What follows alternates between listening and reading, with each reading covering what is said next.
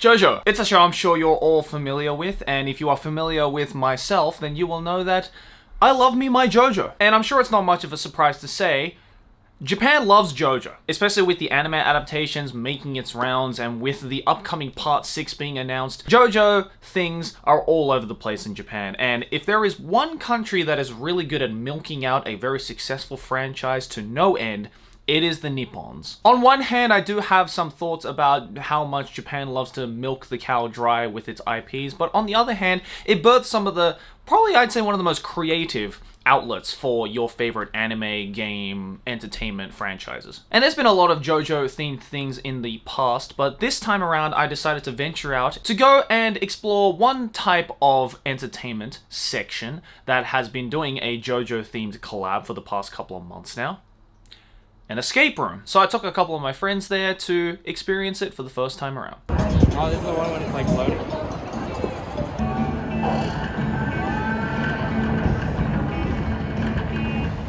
That's pretty cool. That is awesome. Get that cat some milk!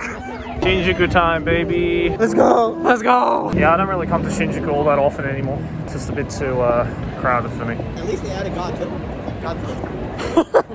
Godzilla's been there for quite a while though. This way?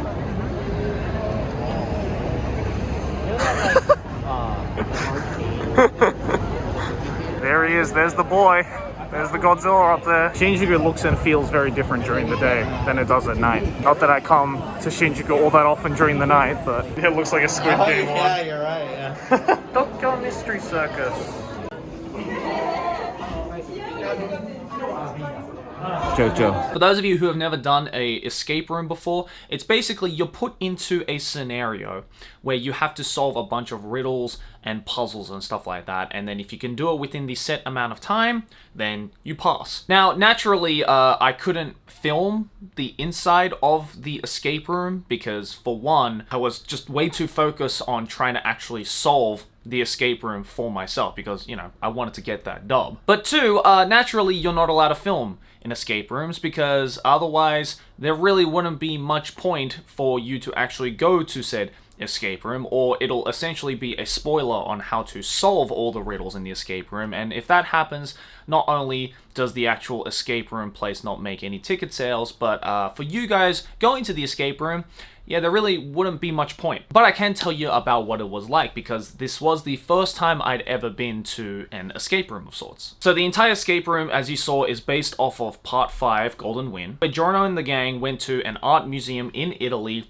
and as they were having a meal, they were put to sleep by this unknown mastermind, this evil mastermind. And the basic concept is that this mastermind has taken all of the Passione's stands and everything and locked them up, and basically if you don't set your stands free and get out of the museum in an hour, then everybody dies. In order to do that, you have to solve a bunch of riddles that have to do with museums, that have to do with also inside references to things like Golden Wind. But what was really cool about this JoJo escape room in specifics is that you don't necessarily have to know anything about JoJo to fully understand it or even appreciate it. Out of the 6 of us that went to this JoJo escape room event, 3 of us had never seen anything JoJo related. Obviously myself and Grey and Blue from the Bluest channel are massive JoJo fans, so we knew everything that was happening. But the other 3 never even watched JoJo, never even seen anything JoJo related, especially haven't even got up to the whole Part 5 thing, so naturally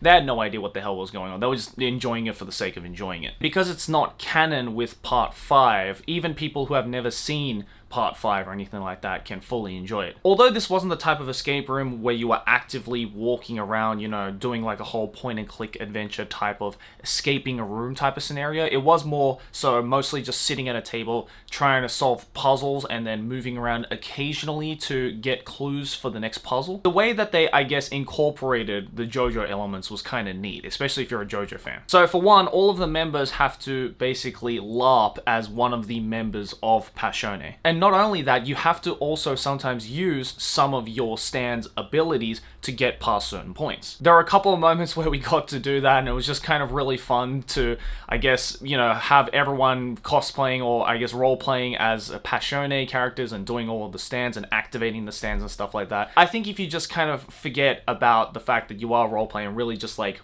pretend and get into the whole story and experience, you're just gonna have a fantastic time. This is the only time where you can JoJo pose in public and you will actually be rewarded for doing so. Somehow some people passed some of these riddles, and I swear they probably weren't first timers, because man, at the end of the 1 hour challenge, when they were actually going through how to do some of these puzzles, it was fucking impossible. Like, hearing it from a third person perspective, it's super fucking clever, because not only is it just a difficult yet satisfying puzzle to solve, but you also have to understand stand powers and utilize each of the characters' stand powers in really creative ways. But as a participant, it was just very frustrating, because it's like, how the hell was I supposed to know to do that? We just finished and we absolutely failed. Yay! I would do that again. I would do it. Yeah, I would do that again. Yeah, definitely. I feel like if you were doing this for the first time around, it's fucking impossible to get it.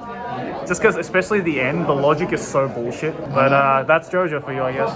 Overall though, it was really, really fun, and when we finished up, we also bought a couple of merchandise, because of course, again, if Japan is good at milking out a franchise, they will do so in any way they can. They will make as much money as they possibly can. I can't really talk because I bought some myself, so let's check it out together, shall we? So one of these things I got, which I thought was really, really cute, was this part 5 poach, or what is the word for this? In Japanese, it's called a sakoshu. I think it's called a satchel? It's kind of like a bag of sorts. Open up the button in there, put some stuff in it. Yeah, I thought, you know, it was like kind of cute. I don't usually use stuff like this, sakoshus like this, but yeah, I just thought the golden wind thing at the front with the Sex Pistols and the ladybug and everything, I thought was just really dope. And again, I feel this is one item that you can only get at the JoJo Escape Room, so if it's some limited shit, you know I'm gonna be all over that. Another one that I thought was just absolutely, like, hilarious, so much so, it was so funny that I couldn't not buy this, is these salted caramels. As you can see, it says JoJo Golden Wind, and it's got a picture of Bucciarati licking Giorno in that one scene. And these are salted caramels, but the flavor is what got me. The flavor that you are lying. As in, like, it's salted caramel, but the salt is obviously the taste of sweat. I genuinely wonder if the caramel is even good or not, because I feel most of these types of like limited merch and stuff like that rely heavily on the packaging, but they don't actually give many shits about the actual, you know, product that they're selling. Okay, so they come in individual packets like this, so that's good. Thankfully, I can hold on to this box as well, because again, this is a limited thing. You can only get it, as you can see, at the JoJo's Bizarre Adventure Escape Room event right there, so this is limited to that, so this will be a cool piece of merchandise in like 10-15 years time. Caramel itself seems pretty standard. Okay, yeah, that's actually pretty good. GG, JoJo. But yeah, overall, it was super, super fun. Just a really solid day out. And I realized I really enjoy escape rooms. Again, this was not only the first time I went to a JoJo escape room or an anime-themed escape room, but just the first time I've ever been to an escape room in general. And it definitely made me want to go to more escape rooms. And Japan has been doing a lot of really cool escape rooms. In that same building that they had the JoJo escape room, they had a bunch of other ones. So one of them was like the Sailor Moon escape room. They had a really, really cool one for Final Fantasy VII, like the Final Fantasy VII remake. They also had, obviously, a Detective Conan one as well, because that series will never die in Japan. But yeah, not gonna lie, there was a part of me that saw the whole escape room thing and thought it was maybe like a little bit cheap, you know, maybe cheap looking, just like kind of an excuse to make some more money off part 5 before part 6 comes out and everyone starts fawning over part 6. But it was, for one, really well made, just really satisfying to solve some of these riddles, because they were like the perfect level of hard. It wasn't like impossibly hard, but it wasn't holding your hand either. And again, the best part about, I think, the whole experience was that you can take people who aren't necessarily fans of JoJo's Bizarre Adventure, and they'll probably still have an amazing time. Yeah, it's just a really nice, relaxing, chill, you know, challenging, and invigorating type of place to spend. If you want to take someone to someplace a little more interesting than just an arcade or something very general here in Japan. But yeah, that was my experiences. My only regret was that I wish I was able to film the actual escape room portion for you guys a little bit more, because I realized that the majority of this vlog, quote unquote, or this story time was just me in front of the camera like this. So for one, I apologize for that. Hopefully, if we end up going to another escape room of sorts, I might try and ask to get like some filming permission or something. I don't know, we'll see how it goes. But I had a really fun time, and I hope you guys enjoyed this video. If you enjoyed this video, make sure to smack my face right now, subscribe to the channel. Let's keep making big channel go bigger. Over here next to my head is a couple more videos that you can check out if you enjoyed this one, and follow your boy over on his social media, which is always down in the description box below. And I'll see you guys in the next one. Peace.